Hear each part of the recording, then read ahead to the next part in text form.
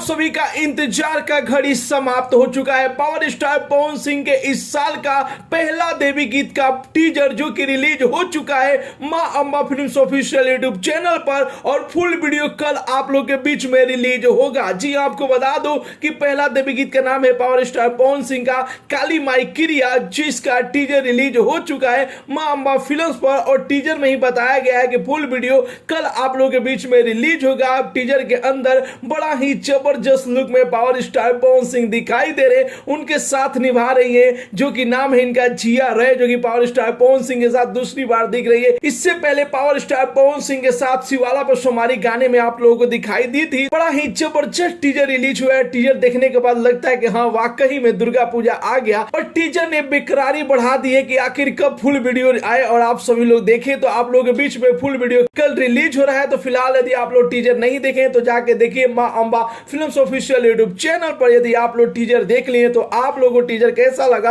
अपना राय जरूर ही comment box में बताइए। मिलते अगले वीडियो में एक नया न्यूज के साथ, तब तक के लिए बाय बाय, टेक केयर, जय हिंद।